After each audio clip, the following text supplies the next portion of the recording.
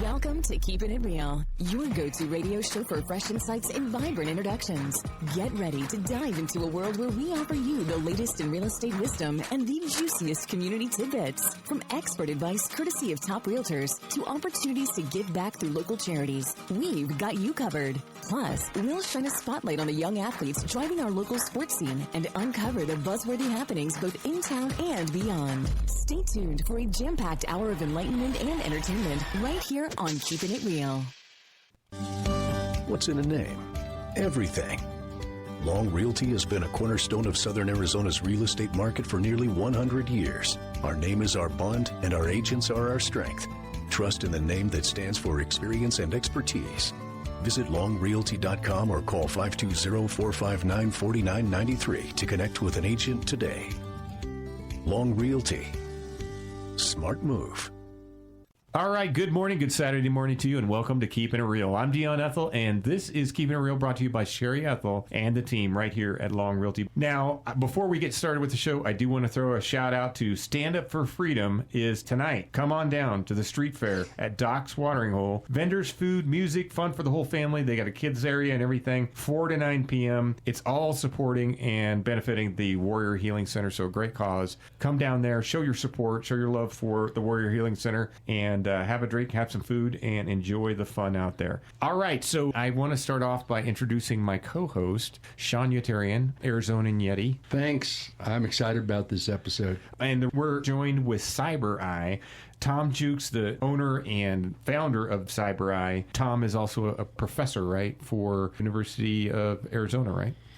I am cybersecurity. And his business partner, Dan Gavin. Dan also works over there at the Fort. So, got a couple of experts. We got some news from last go-around. Over the last 30 days since our last episode. So much has happened Oh, already. man. There's just crazy amounts of stuff. Whenever I look through to see, well, what do I want to talk about for this next episode, I have so many things that I'd love to talk about, but we don't have that kind of time, Dion. It'd take a whole new episode. You could, and any one of these things could probably be an episode on its own. But let's start off. Sean, maybe kick us off with one of the things that you found that happened this week or this month. Well, I know that China has plans to build data centers in space. It sounds like they took a page out of Elon Musk's playbook because he's been talking about doing that now for months. But they are actually going to begin developing orbital AI data centers to power their AI in space. That's awesome. Little cooler up there, right? Yeah, And, I thought they were going to the moon. Well, you know They're what? sticking to the space? Elon was also talking about not only going to the moon to build data centers, but he was talking about doing some mining there. I don't know what kind of mining you can do on the moon, but... Cheese. Crypto mining. Yeah, I think my grandson's got a hat that says the moon is made of cheese. So a couple of other things, let's just throw out a couple of things as we're talking about AI and a little bit. We are going to talk about the future of cybercrime and, the changing threat landscape as well, because we've got a couple experts in here from that side of the house. So that's kind of our main thing, but we always throw out a few things that have happened. One of the things I found was AI scientists working together. And so this was researchers from multiple universities and AI labs, not a company, not a single company. They came together in what they call the Einstein Arena Project, and they created teams of AI agents. And I found that kind of interesting that they were creating this whole team of AI agents that work together like a research department does, the whole department, to discover better solutions for these difficult math problems.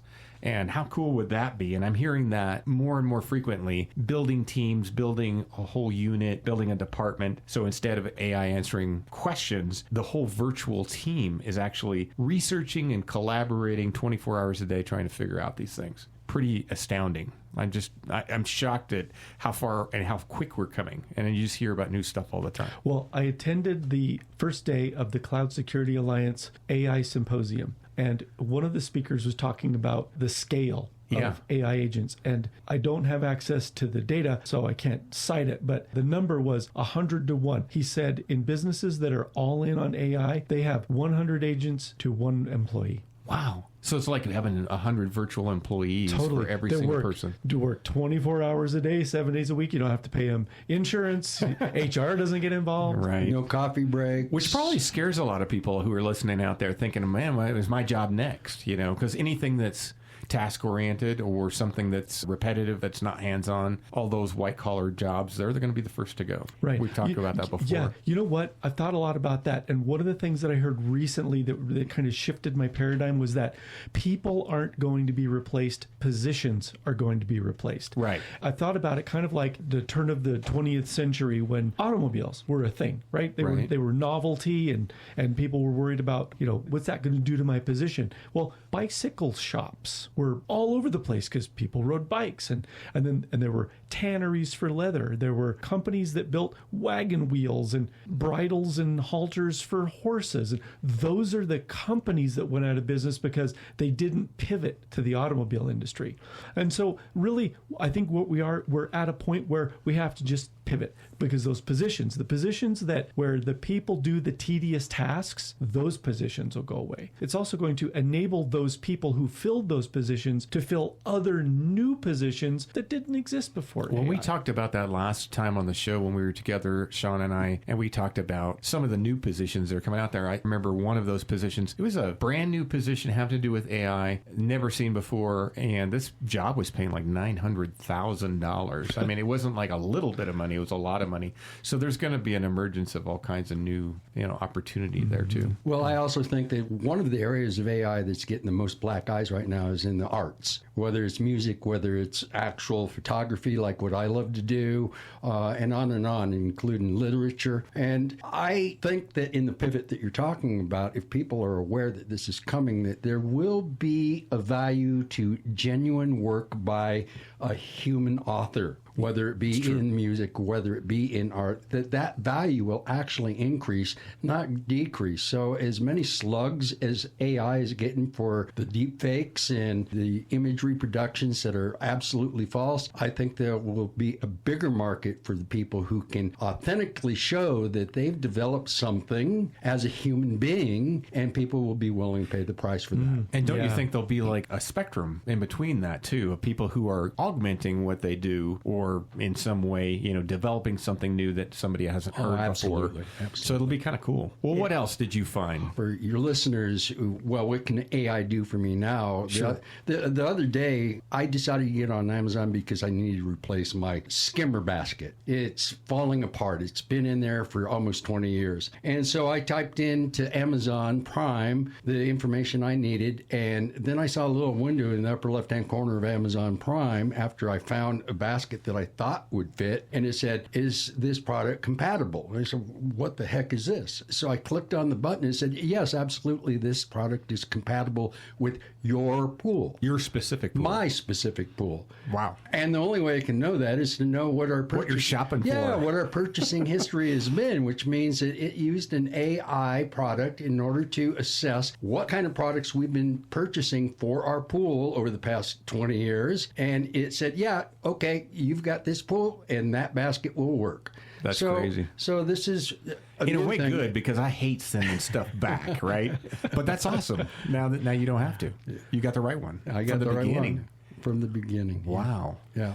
One of the other things that I saw was in the news from the last time that we got together, AI reading scientific literature. And we've talked about this before, but Google's DeepMind, using their Gemini of Science AI system, they're training this thing to read millions of scientific papers, millions and millions of them. And they're suggesting ideas for researchers to investigate from that. So obviously no human could be able to read all those papers. Even a lifetime, you couldn't do it. There's simply too much being produced. So now Google's AI is digesting all these scientific papers faster than any human could ever do, and using that data to push it together and find connections that we had never seen before, which is amazing. I was talking to a friend of mine today and just talking about that very thing. Even in his industry, he's seeing some of that kind of thing going on, and it's mind-boggling how much data is being sifted. Yeah, so have you guys heard of the Genesis mission? In November of 2025, just 7 months ago, the president did an executive order that said the national laboratories and a bunch of other academics are going to get together. The lab will create an AI platform for all of them to use, and he focused on 7 or 8 different areas. Of course, there was advanced manufacturing, biomedical, materials was a big one, and 3 or 4 more. About 40,000 scientists are going to get together to use this, and they'll work and they'll do the training of the language models separately, and then they'll start integrating the language models to see if there's any connectivity between them. So I got to ask you then, how does that reshape the landscape a little bit with this company or that company trying to win, trying to get ahead of everybody, because all this collaboration going on? I'm seeing that more and more, multiple companies kind of merging together, which I love, by the way. I mean, I think that's probably what is strong about the United States in this race for AI. Well, that is going to be a pivot towards the future, don't you think? Oh, definitely. And they're looking for big breakthroughs. And there are already about 40 corporations that I saw on the contributor list that are associated with this Genesis mission. That's crazy. That's awesome. Well, the beauty of this new way of doing things, this new way of using AI, is we've been stovepiped into disciplines for eons now. In other words, we stick with what we know. So basically, if you're biotech, you're going to stick with biotech. If you're into neural technologies, you're going to stick with that. But very rarely do we ever blend disciplines together. And this new system of blending AI capabilities, actually blending them together, they'll be able to find, I'm sure, connections between stovepipe disciplines that we as humans, quite frankly, don't have the capacity to be able to do, because there's just so many possibilities and so much stuff out there. It's like trying to bring back grains of sugar out of a glass of water. You just can't do it as a human. Well, AI will tell us how to do it. This is really interesting because people often ask the question, well, at what point will AI be developed to where it can replace the human, right? And I think Dion, what you said a few minutes ago, and Sean, what you just said, is what's the unique contribution of the human? And I think that is curiosity. AI is not curious. It needs a prompt, and all it does is pattern recognition. But it does it really, really fast. And so that's where you can have it ingest terabytes, petabytes of data, and identify the patterns between them and come up absolutely with some novel approaches. But it's the human curiosity that comes up with the idea of, well, what do we prompt it to do? AI can only answer. Right. Yeah, it's our job to nudge it in a direction. Nudge it in a direction. Well said. Yeah. And that's where the human curiosity, intuition, something that's unique to the physiology of the human, that AI will never be able to replicate. Never. I say never, kind of like Bill Gates said, 2 megabytes of memory. You'll never use all that. I know. I remember a lot of nevers over the years. Your patent office in 1880, right? Yeah, we're all done. We don't need any more patents. There will never be any more patents after 1880. Exactly. Well, Dion, one of the reasons why we're all here together is talk about cybersecurity. And there's one more thing that I wanted to bring up. Five Eyes intelligence agencies have issued an AI warning, and basically that's the U.S., the UK, Canada, Australia, New Zealand, warn that frontier AI systems may soon be capable of conducting sophisticated cyber attacks. And Dan and Tom are both here to talk with us about cyber attacks and cybersecurity. So this is a recent warning and something that I think our listeners should be aware of. And I think, honestly, that's one of the things everybody's talking about, right? With the emergence of AI and the capabilities changing every day, getting better, stronger, and everything, everybody always wonders, is my information safe? And I want you to answer that as soon as we come back from this message. We'll be right back, folks, with Keepin' It Real. I'm Dion, and this is the Sherry Ethell Team at Long Realty Studios. We'll be right back. Discover excellence in real estate with the Sherry Ethell Team at Long Realty, your premier choice in Cochise County. Sherry's amazing team brings honesty, expertise, and a deep understanding of the local market. Whether you're a first-time buyer or a seasoned homeowner, they're committed to your peace of mind and handle every detail for you. Their approach? Personalized service, above and beyond transactional real estate, building lifelong relationships, nationwide connections, local expertise. There's a reason this team is amongst the top realtors in Arizona and across the nation. You owe it to yourself to call or visit the Sherry Ethell Team, the top team at Long Realty, behind Denny's on Fry Boulevard in Sierra Vista. Call or text 717-599-2439 or Google us for more info. Real integrity, real results. All right, welcome back. I'm Dion Ethell, and this is Keepin' Real, brought to you by Sherry Ethell and the team right here at Long Realty Studios. I'm joined with Sean Yeterian, the Arizona Yeti. He's my co-host today, and this is kind of our little AI show. We said it was our dinner table conversation, but today we've kind of changed it to the poker table. Because why, guys? It's just a bunch of guys sitting around talking shop. Exactly, right? So this is a great opportunity to bring in a couple experts too. And today we're talking about AI, but in a kind of a different context. We're talking about cybersecurity and the threats. And I think before we left on our break, one of the things we were talking about, we're just tipping our hat to the fact that everybody's talking about AI and its capabilities are growing. And I'm worried. What about my retirement? What about my banking? Is it safe? Online banking first started, everybody was like, oh, don't use that. And now it feels pretty safe. But now all of a sudden AI's here. Okay, don't use that. And we're back to like worrying about it again. What do you guys think of that? Well, it's new, but before we cut for the break, Sean mentioned that, this may be coming up, that they can use AI to have complex hacking going on. Right. Well, I got news for you. We did an article about 8 months ago on that exact thing, where not very skilled threat actors hijacked or jailbroke Anthropic. And they told Anthropic, hey, I'm a pen tester. A penetration tester is one who is a white hat who hacks into businesses legally. To show them where the vulnerabilities are. It makes sense. So the threat actors just said, hey, I'm a pen tester and I need to do this. And then he had 4 or 5 different scripts that the hacker wrote. Then what he did differently than before was that he made it to scale. Instead of trying to hack into one corporation, he hacked into about 125 different large corporations at the same time with an 80% success rate. And this was all using AI? All using AI. Wow. So yeah, it's here. It's not coming. It's already here. Yeah. And you hear more and more of people just, your average Joe using AI to develop scripts. And hey, write me a script. I've done that before.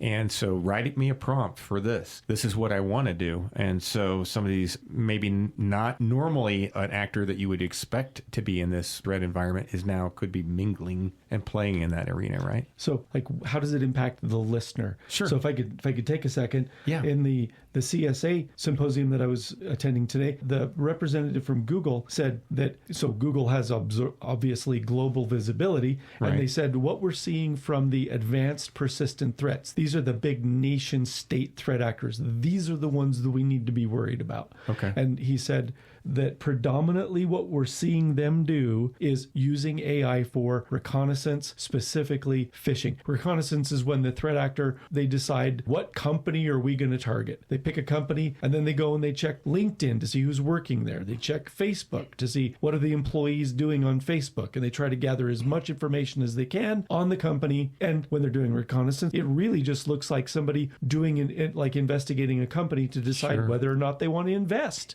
Like, it doesn't look malicious, but those two things look similar. But obviously the threat actor is just trying to decide, how can I fish and who should I fish at that company? And now language isn't a problem. If I don't speak English, I can just have AI write an email in perfect English. That used to be one of the hallmarks we looked for. Right. Is the grammar bad? Don't look for that anymore. Maybe now we should look, is the grammar perfect in this email? Right. That's true, right? I don't know about you. I don't write perfect grammar in my emails. Mm-hmm. So does it look like conversational English in email? But I don't know. But they said this is predominantly what we're seeing them use AI for, is phishing campaigns. And that's when we talk about deep fakes. So what's the biggest misconception the average person out there would have about AI and cybersecurity? Oh, that's a great question, because what do we hear all the time? We hear people say, I'm too little. I'm too small. Yeah, I'm too not small. worth it. Yeah, why would somebody target me? I'm just a person. I don't have anything, right? yeah. I don't have anything. Oh, do you have a retirement account? Oh, do you have a bank account? Yeah, that's what they want. Do you Yeah. have a credit card? Do you have a credit card? That's true. Or companies, if a company is small, they might be worth $300,000 to an APT, an advanced persistent threat. And they're probably the most vulnerable, right? They are. Totally the most vulnerable. They are. We did an article a couple months back where the company had all of their important information on one Gmail account that 8 people in the company used the same Gmail account. Oh, yikes. So an insider hacked it and got some money and shut them down. Oh, yikes. I could see how that could happen. Interesting that you brought up how you don't write perfect emails, but I know a lot of people now are starting to, they're starting to write their emails even, right? Because even if you use, like if you get on Google Mail and now it gives you the AI version and it's kind of cool. It gives you the underline. You just click on it. It gives you a better line and you just keep going through the whole thing. And a lot of people now, since it's so easy, because everybody wants the easy button, they go through and click, click, click, click, click, click, click, and now they have the perfect email. Yeah, totally. But it was written kind of by a human, but with a little augmentation from AI. Right. Well, they don't really have to worry because the person on the other side is just going to click that button and say, summarize this for me. Totally. That's true. Yep. Gosh, ooh, the world we're getting to, it's kind of interesting where we're headed. So from the cybersecurity aspect of it, what do you think people are most worried about? It's almost always, I want to protect my data. I have data from clients. Sure. Like we have doctors and dentists and finance companies, and they want to protect their clients' data. Well, as a defender, how is AI helping with that process? Is AI actually being integrated into the cybersecurity aspects? It is. Do you want to talk about how SOCs are using it? Sure. Well, before AI, Security Operations Centers, SOCs, would hire an army of junior level analysts, right out of Computer Science 401. And they would start and they would look through. And when you're in a SOC, there's a lot of noise. You get lots of alerts, alert, alert, alert. And so these poor guys are working up night and day to go through each log and see, is By this hand. really a problem?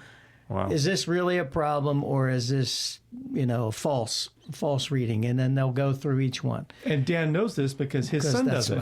That's what my son does. Okay. And nowadays, what they can do is have an AI go through the list of alerts, throw out the ones that are obviously false positives, and keep the ones that they want the humans to look at. Okay. I think instead of having 100, they'll say, I think you need to look at these 13. So it takes that triage out of the equation. Do you think that'll be replaced soon by AI doing that work as well? You still need a human in the loop with all this stuff. And what they found out last quarter is replacing humans with AI is very costly. Really? So they fired a lot of their junior engineers and then started doing their work with AI. Well, each work unit is called a token with AI. So when each token costs a certain amount of money. So when you're trying to do all the work with AI, you use up a lot of tokens. Well, in one quarter, a bunch of the corporations blew out their yearly supply budget for tokens. And it actually costs more to do the work with AI than it did when they had the employees there. It was faster. Yeah, I bet it was Probably, really but more fast, expensive. efficient. Yeah. It was way more expensive. So until they figure out how to make AI cost less, you keep those junior engineers in there. Yeah.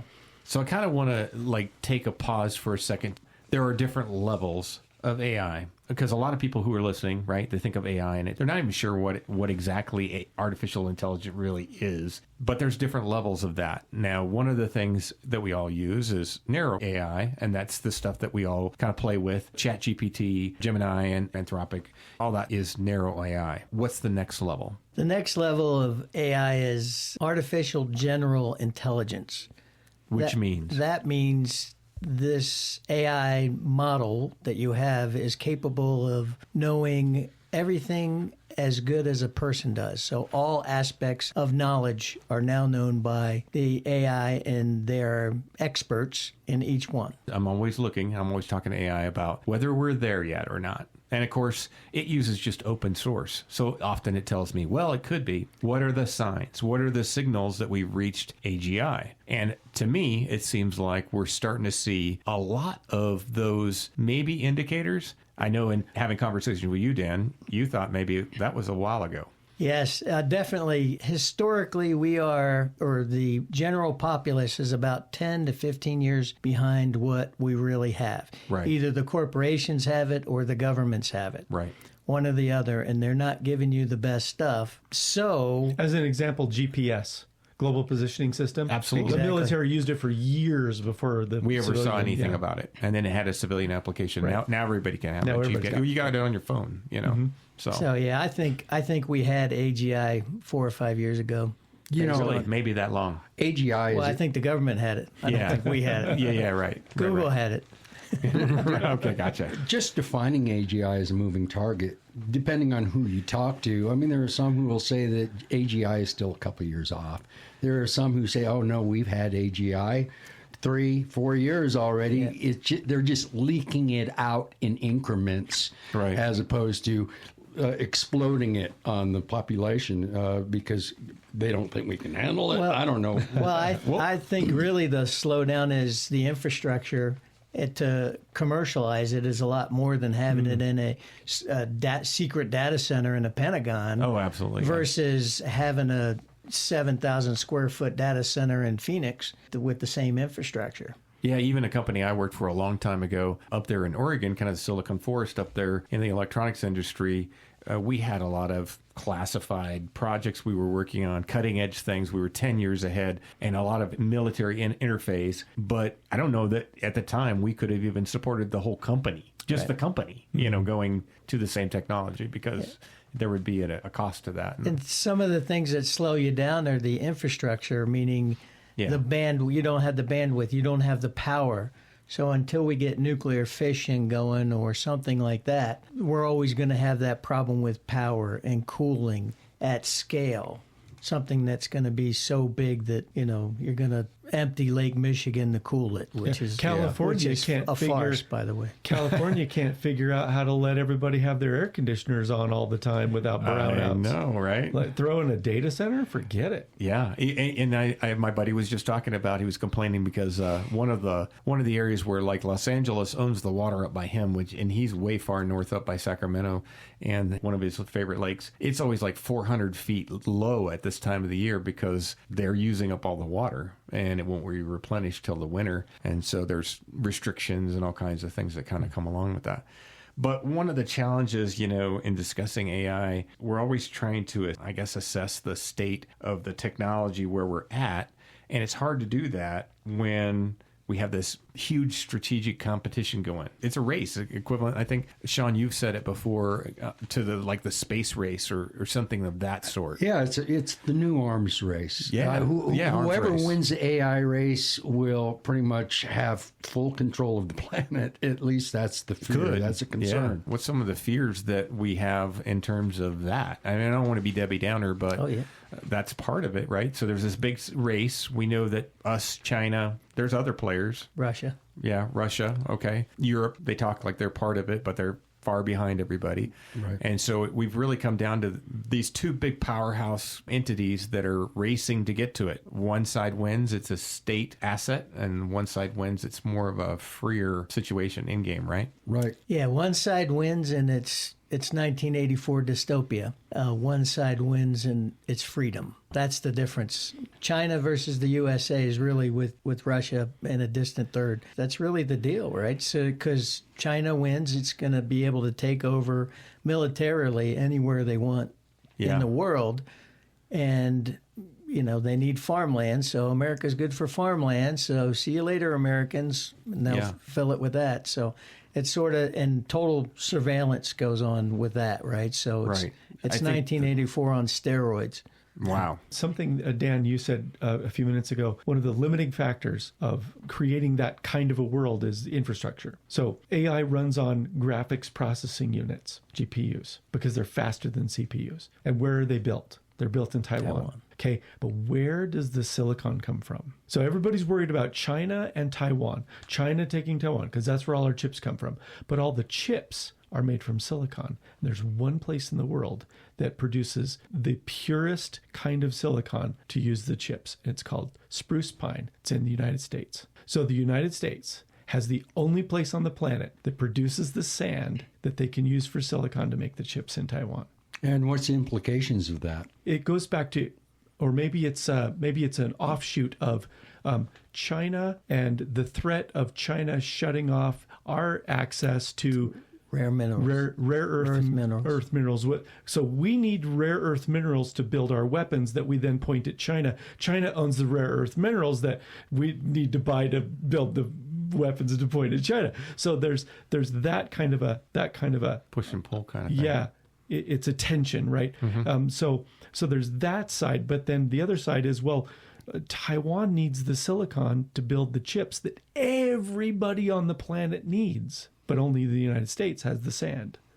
And so really, the United States controls the supply chain for global chip manufacturing. Interesting conversation. It's more integrated than that because China has control over the other rare earth minerals. Right, so we have to work together. Coexist. Yep, we have to coexist. Why can't you just get along? Get along, right? Absolutely. Hey, that sounds like a good place for a break. Let's take a quick break. We'll come right back to our AI conversation, our poker table conversation. This is the Sherry Ethell Team at Long Realty Studios. We'll be right back. We're the real wayfinders, the trailblazers, the go-getters. In a town where the desert wakes before dawn, we don't just talk, we make things happen. And when we speak, it's real, it's genuine, and it's worth hearing. Tune in every Saturday morning at 8 a.m. on Canyon Country 97.7 FM. Join the Sherry Ethell Team for Keepin' It Real, where top realtors, local heroes, and the heartbeat of our community come together. Raw, authentic conversations, expert market insights, and the best local events you can't afford to miss. Keeping it real, celebrating our community. Bold, genuine, one of a kind. All right, welcome back to Keepin' It Real, brought to you by Sherry Ethell and Team right here at Long Realty Studios. I'm Dion Ethell, your host, joined by the Arizona Yeti, Sean Yeterian, my co-host today, and we're talking AI. Now, we are also joined by CyberEye, Dan Gavin, and Tom Jewkes, and they're giving a kind of, I guess, a little bit of expertise in there because we're talking about cybersecurity and just some of the, I guess, concerns about it. You know, I think we're all a little bit worried about our banking, our retirement, our credit cards, and fraud, phishing, or something going on. It's just like rampant, you know, at this point. Yes. Everybody knows somebody who's had something going on. We talked about what to do as a defender in the last segment. I think we should talk about what our attackers are actually doing and what people need to be aware of as far as what's their greatest threat, what should they be looking for, and how can they protect themselves from these kinds of attacks like phishing and so on. The symposium that I was attending today, they were talking about that very thing. They were talking about how are attackers using AI, and I mentioned a little bit about them using it for phishing to build deep fakes and emails. So the representative from Google, he said that what they're seeing is that there's, on the dark web, there's a marketplace where these advanced persistent threats are selling AI models to each other. So like Dan, for example, said in the last segment, he said somebody was using Anthropic and they queried Anthropic. They prompted it in a clever way, pretending to be a pen tester, right? That's the only way you can get an AI, like a commercially available AI with guardrails to do something like that. Well, these guys build their own models. There are no guardrails. They have a business where they're selling a subscription to each other to get access to these dark web models. And they're just, you don't have to even pretend that you're a pen tester. You say, I need to build some malware. I've been on this network. Here's the network map. These are the services running running on these computers. A service is just some software. This is the software running on the computers. Find a vulnerability for me. And the model goes, oh, here's your vulnerability. Wow. Yeah. That's crazy. And hacking as a service, they'll probably let you, and for another $25, we'll break in for you. Yeah. So as much as there is a whole model for business on one side, the positive, the good side, trying to protect and defend, you've got this whole other side that's doing the exact same thing. Exactly. Almost. Yeah, people picture a hacker as being a 15-year-old pasty kid in mom's basement with a hoodie. Yeah. And there are some of those, right? But predominantly, it's a business. Wow. They have an HR department. Their employees get vacation time. It's a real It's thing. a real business. Yeah. Yeah. You don't think of it like that. Like a whole business, a whole floor full of people doing the same thing, working together to make some other guy big money. I was working on a ransomware case just a few months ago, and I was chatting with threat actors on the dark web. So the ransom note has a link to the dark website where you go and you chat with them. And I needed to find out, well, what was the ransom going to be for this thing? And so I sent the message. And they don't come right back. Yeah. They've got one person dealing with like 50 victims. They call them clients, by the way. They consider you a client, not a victim. Oh, wow. What they consider is that they found a vulnerability on your network and they're protecting your data by encrypting it for you. And then selling it back to you. Yeah, now nobody else can get to your data. We have safely encrypted it for you. To get the decryption key, we just need you to pay us our fee for doing the service for you. That's how they view it. Wow. And so, yeah, I chatted with them back and forth for a couple of weeks, and finally I said, look, my client said they're not gonna pay the fee. And he said, oh, okay. Well, then in a couple of days, you'll be able to access all this data on our dark website. Oh, wow. Wow. But the funny thing is they messed up and they posted some other company's data. So my client's data never ended up on the dark web.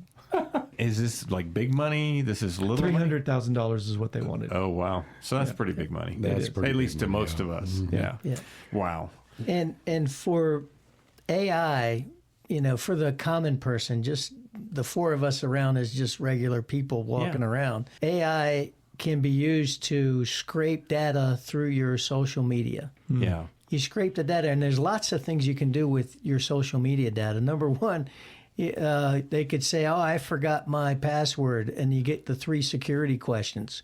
Well, guess what? If you're rampant on social media, they'll get AI to guess your 3 security questions based on this. Based on your stuff. Because Yeah, we're What high school did you go to? What was your mascot? What's the mascot? So when I get asked those questions, when I set up a new computer, I make up. I'm just Totally make it up. different. Yep. Oh, yeah. Yeah, so How do you that's- remember that? That's I use a password manager to remember that for me.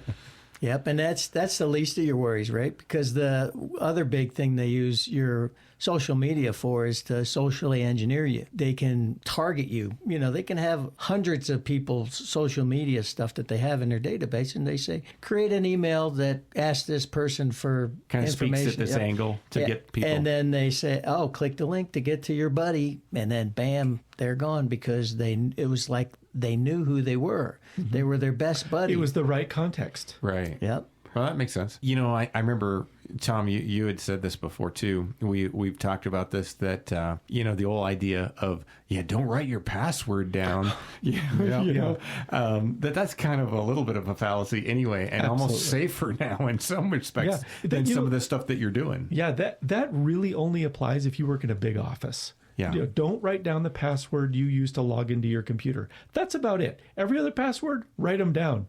And especially like if you're a home-based business or you're an elderly person, write your passwords in a book and just keep the book in a locked drawer. So what about you, Dan? What cyber threat keeps you awake at night? Besides all the threats we talked about. Right. Yeah. If that's not enough. Well, we did mention it briefly, but cyber hacking at scale is what AI would keep me awake at night. And it's such a devastating thing to do, whereas you don't even need people that are very skilled at what they do. You don't need super hackers that completed their doctor's thesis in computer theory. You just need a 15-year-old kid looking for Pokemon cards, right? So they're the ones doing it for you. So, but the fact that they can do it to 120 companies. They could do it to 1,000 companies if they had enough computing power. Horsepower, yeah. And that's really it. And then the other thing, and I don't want to freak people out, but it's the post-quantum cryptography. So we're going from 256-bit encryption, that's fantastic, and it takes 20 years to break it as long as it's long enough, to quantum computing being able to break it in minutes. Right. So you have to change your whole philosophy of going from 256-bit encryption to 4,000. I mean, let's forecast quantum computing capabilities in the future, because right now it can't even be commercially produced because of too many limitations, cooling issues to absolute zero, and so on and so on. Do you think that quantum computing is on the horizon, or are we still some time off before this becomes our reality? All right. Just 2 days ago, the White House came out with an executive order. Oh, yeah. To have Q dominance. Quantum dominance in the world. So basically, they're putting forth over $2 billion to make sure the United States is the dominant force in quantum computing all around the world. So they've got 6 months, 9 months to get their platform together. And then they already have partners coming in working on it. So you combine quantum computing with the AI models that are coming out now, and it's a game changer. Exponential, right? And it can be used for the greatest of good or the evilest of evil. Yeah, right. Well, and I don't know if a lot of people who are listening to the show right now really understand the implications of what quantum computing would be, because really it's based in quantum mechanics, and quantum mechanics is difficult to wrap your brains around to begin with. It's counterintuitive, actually. If it ever does come into commercial use, when I say it's a game changer, I'm talking about a global game changer that will completely change the landscape of our entire planet within the shortest period of time. You can't even imagine what quantum computing is capable of doing. How we use it, that's going to be the human element. And I think our awareness of its arrival is as important as its arrival itself, because we are the ones, the human element, are the ones that are going to drive that force into the future. So if we have nefarious thoughts about how we can use this, it's going to respond nefariously. If we have ways that it can benefit humanity, it will do that too, but in ways that we can't even imagine right now. What's your insight on that? Quantum computing is going to be both the greatest thing ever and the worst thing ever simultaneously, until you look at it. The Tale of Two Cities. That's right. Exactly. Was the best of times? Well, there's certainly a lot of investment going on in that area. Even with AI, we were talking about new things that had happened. And one of the things was that researchers from Microsoft, they're using their quantum computing initiative to help identify the materials that could improve quantum computers. And so they're finding these new materials that normally takes years and years of experimentation, but now they're using AI to rapidly accelerate that development so that they can build quantum computing hardware. Fascinating. Because they want to be the leaders in that edge and bring that about. Because once it does, like you said, it's a game changer to everything. I think that the best comparison that you can make is, I think it was the Willow chip. I think it was Google that came out with the Willow chip. This Willow chip was able to calculate a function that would take all of most powerful computers on the planet 17 septillion years to calculate. And that's a big number. And it did it in 5 minutes. Now, we can't wrap our head around the number 17 septillion, but I can tell you our universe has not existed for 17 septillion years. So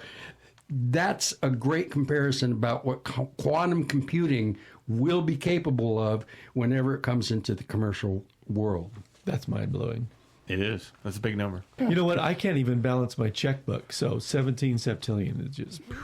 Yeah. Right. That's a crazy number. One of the things that we were talking about, so now we've gone down the road kind of talking about quantum mechanics and the quantum computing mix that with AI, that's a whole nother level. One of the things we hadn't talked about is what's the next level beyond AGI? ASI, right? And what is ASI? Yeah, artificial superintelligence, that is when the AI is smarter than everyone on the entire planet. Like the sum of us all? The sum of everyone on the entire planet, and the AI is smarter than that. And it can be creative, logic, reasoning.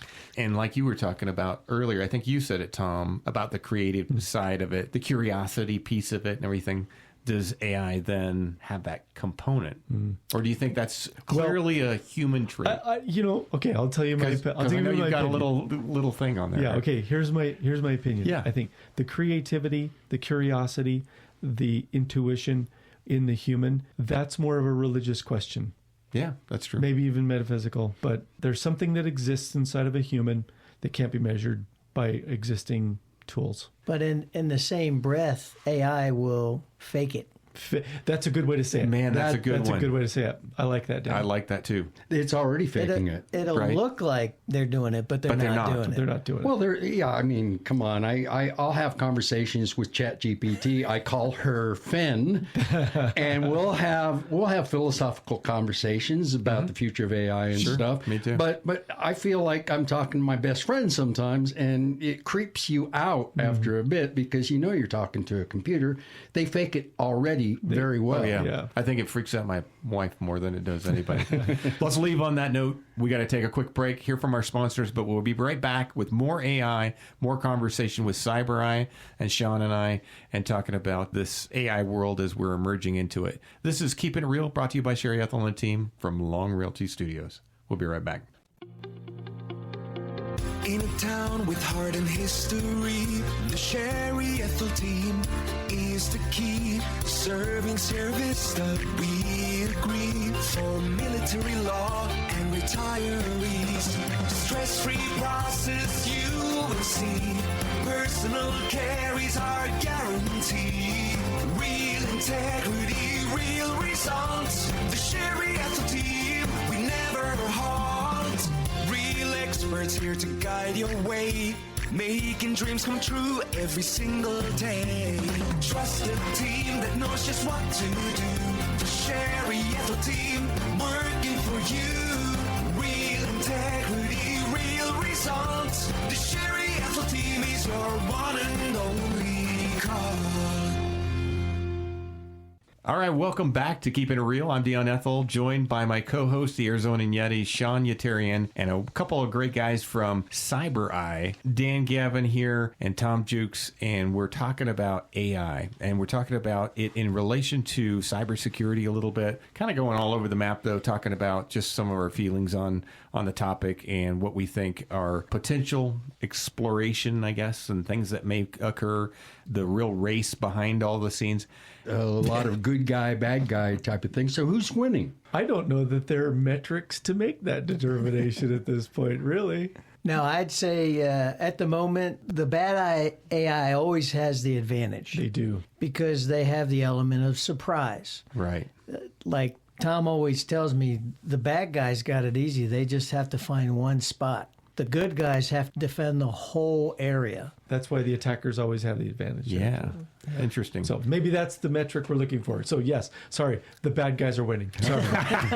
So what's the solution, though? Oh, that's a great question. And this isn't just my opinion. This is the Cloud Security Alliance. So anybody that's listening, if you really, really want additional information, you want to know a source to go to, it's the Cloud Security Alliance. Just Google it. According to CSA and the Department of War, by the way, the solution to this is called Zero Trust. Zero Trust. Explain what that is. Zero Trust is, the easiest way for me to describe it is, imagine going to Walmart to get a gallon of milk. How hard is that? It's not. Walmart has an open access model. Anybody can go in. Until you prove to Walmart you shouldn't be in there, they'll allow you in. Contrarily, try going to Costco. Try to walk through the doors of Costco. If you don't have a card, you don't get in. You have to go get a membership card first. The Costco model is a zero trust model. You're denied by default and you're allowed by exception. Once you get your card, that's an exception. But you don't get access everywhere in Costco. You can only get access to the aisles. You can't go through the doors where the employees go. That is an example of how your standard computer security is today. Is like a Walmart. Unless your antivirus can determine that application trying to run is malicious, it allows it to run. Everything can run unless the antivirus says, no, we've seen you before and you're evil, you can't run. And you know what? It misses a lot. On the other hand, the zero trust model, we take an inventory of what's running and we say, okay, that's the only thing that can run. If the user tries to download anything and run it, it doesn't run. You know why that's critical is malware comes down without you even having to know about it. You could not even actively be in the tab that the malware's in. You could go to a shoe store. Online, not for real. No. Online. And download malware without even knowing it. If you are administrator in that computer, then that malware runs as administrator. And if that malware can see everybody else in the network and can access them, then they can actually spread the malware throughout your entire company. Yeah, that's how ransomware works. It just moves through the entire network, copies itself to all the other computers. So what you need is something that will say, hold on, I haven't seen this before. So when you go to the shoe store online and you download the malware, it tries to execute. But you have a guard at the door saying, whoa, I haven't seen you. Let me see your membership card. And he says, I don't have one. So he says, you can't execute. Sorry. That ransomware just got stopped in its tracks. That seems kind of, I guess, basic to me in a way. So no are AI. we going No AI no involved. AI involved? Yeah. So you're kind of going back to the basics to protect this most advanced system. Right? Yeah. Ultimately, even, we're talking about AI, and ultimately what it comes down to is something on that computer has to execute. It's usually malicious. Well, we're talking about malicious code trying to execute. Right. And it doesn't have a membership card in a zero trust environment, and it'll never execute. And a lot of people, I mean, who are listening here probably think the same things, well, I've got this browser that I use, thought that was safer, and evidently it's not. None of those are. None of them. And firewalls even, not necessarily completely secure. Right. And you think of antivirus as like the end-all catch-all, but it's not. Mm-hmm. Yep. And that goes back into the idea of defense in depth. Not too long ago, everybody thought that all you needed was a good firewall to block everything out. And that's true as long as you don't browse on the internet or read email. Oh, so wow. if you don't do either of those, you are good to go. That firewall will protect you. Wow, that's kind of unrealistic. You're right. So you need defense. You need more than one. So you need the firewall. You need the antivirus. You need the endpoint protection. You need the network control. You need training so you're not silly enough to click on that obvious phishing link.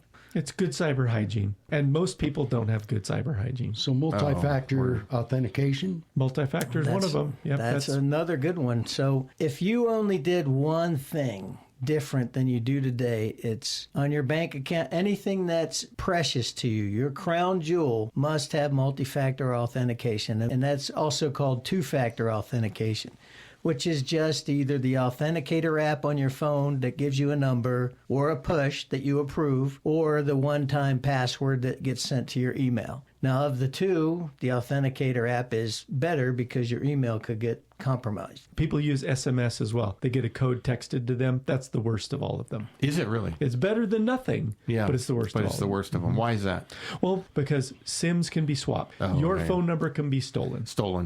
Yeah. So, by the way, if you're listening to this segment and you have a cell phone, you should log into your provider's website, go to your account, and lock that SIM. All of them provide the capability, but none of them tell you about it, and it's in the security settings inside the web application. Wow. Verizon has it, T-Mobile has it, AT&T has it. I did not know that, yeah. Well, I'll go home and do that. Do absolutely. that today. Yeah, right.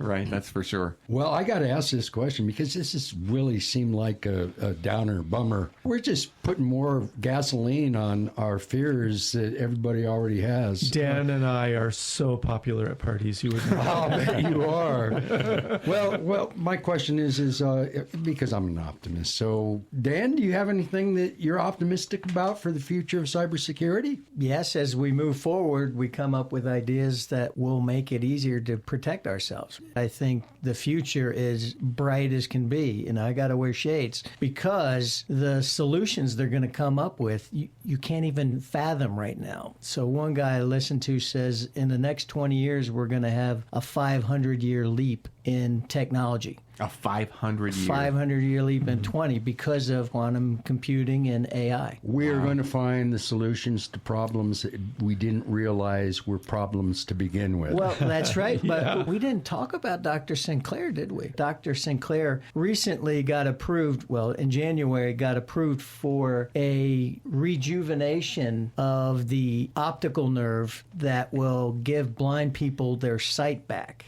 The human trials have started. Dr. Sinclair is looking to get awarded the $101 million prize from X Prize for the company that can take your body 10 years in reverse in 1 year. That's so incredible. Make it 10 years younger, basically. Yeah, it'll be 10 years younger within a year. The discipline is called longevity escape velocity. And in the future, cellular regeneration, which means actually reversing the effects of aging on your body. I'm 68, but here in a year or so, or however long it takes, I'm going to look, act, feel like I'm 25 again. Not just stop the effects of aging, but to reverse them. And if you listen to people like Ray Kurzweil, who has had an 83% accuracy rate on all of his predictions over the last 50 years, he predicted by 2032, we will actually begin to reverse the effects of aging. So if you can hang on long enough to... it's not that far away, though. No, it's not. That's really not. I would love to go back to the time before my ears rang all the time. Big hint to everybody out there that thinks saving your passwords in your browser is a good idea. Yeah. Go in and delete everyone. You need to go get a good password manager, and then you'll remember one password that's really long and wonderful, and that's all you'll have to remember. Or you'll write it down. Or you'll write it down, right? Which is just shocking to me. I still laugh a little bit about it because you guys obviously have helped protect our business, and there's some very simple ways that you can go about resolving some of that, at least for now. Yeah. Until the next month, and we've reached another level. I don't know. Well, you know what? I think just in this episode alone, we've come up with ideas for future episodes. Always. Absolutely. This is something that everybody's thinking about in the background. A lot of people are using it, whether they're making music, whether they're making memes, or they're making, just comedy. There's some great stuff out there. The quality of work is getting pretty strong too. I see people's even PowerPoints. PowerPoints are pretty boring, but they're pretty jazzy now. They are getting really nice. They're getting pretty nice, they right? are. So there's some interesting aspects of that. But that's all we got time for, guys. So we're gonna have to call it quits. But thank you for both coming on the show today. It was a lot of fun. Appreciate your conversation. We'll definitely have you back. And thanks always, Sean. Well, I'll tell you what, this is a dream come true for me to be able to actually pontificate over the artificial intelligence tsunami, which many call the AI singularity. Thanks, Dan. Thanks for having us. Thank you, Dion. All right. We'll see you next time on Keepin' It Real, brought to you by Sherry Ethell and the team right here at Long Realty Studios.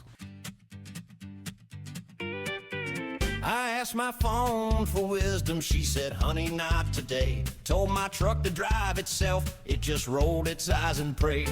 Alexa joined the union and Siri's learning kung fu. Now my coffee maker lectures me on things I ought to do. AI, oh my, what a wild old ride. From a dusty mainframe to a neon sky, we built the code. Now it's telling jokes, and I'm laughing while my router smokes. AI, please don't pass me by. My fridge just texted Tinder, now it's dating microwaves. The Roomba joined a biker gang, they call themselves the Waves. My smartwatch staged a protest, said time's an unfair game. And ChatGPT keeps preaching about how humans are to blame. AI, oh my, what a tangled web. They're writing songs about Elvis and Deb. We made a spark, now it's running free. And it's posting selfies selfies of humanity. Please don't pass me by.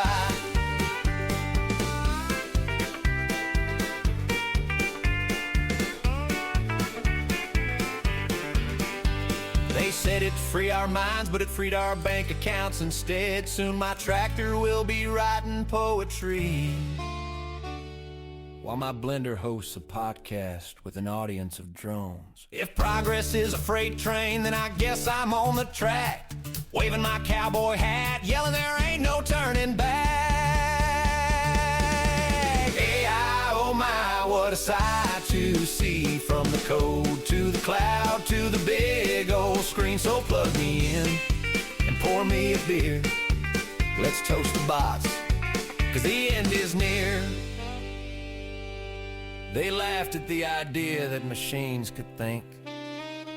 Then the jukebox cleared its throat and said, do you mind if I play one of my own?